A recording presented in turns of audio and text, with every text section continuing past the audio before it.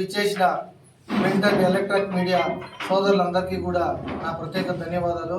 ముఖ్యంగా కూటమి ప్రభుత్వం ఇచ్చిన మాట నిలబెట్టుకునేందుకు వారికి మా అన్నమయ్య జిల్లా 5 నియోజకవర్గాల తరఫున ప్రత్యేక ధన్యవాదాలు తెలియజేసుకుంటున్నాము. ఇన్ని రోజులు ఉమ్మడి జిల్లా మాకు అండదండగా ఉన్న శ్రీ పసుపులేటి హరిప్రసాద్ గారు, అలానే ఇప్పుడు మాకు పెద్ద దిక్కుగా రామదాస్ చౌదరి గారు రావడం నిజంగా చాలా సంతోషంగా ఉంది.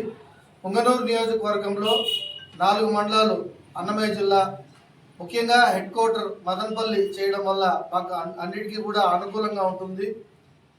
ఇప్పుడే పెద్దలు చెప్పినట్లు కలెక్టర్ గారిని, డిఎస్పీ గారిని, రాబో రోజుల్లో మిగిలిన అధికారులను కూడా కలిసి ముఖ్యంగా పుంగనూరు నియోజకవర్గంలో వారం సోమవారం రోజు జనవాణి కార్యక్రమం నిర్వహించబడుతుంది.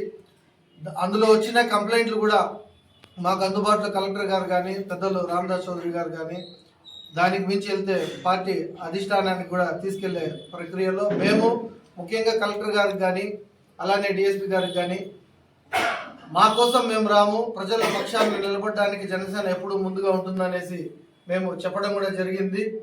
ఈ 5 నియోజకవర్గాల డెవలప్మెంట్, అలానే అన్నమయ్య జిల్లా ముఖ్యంగా మాకు అందుబాటులో ఉన్న పుంగనూరు నుంచి జస్ట్ ఒక 15 నిమిషాల్లో జర్నీలో అందుబాటులో ఉన్న మదనపల్లి హెడ్ క్వార్టర్ కావడం నిజంగా చాలా సంతోషంగా ఉంది.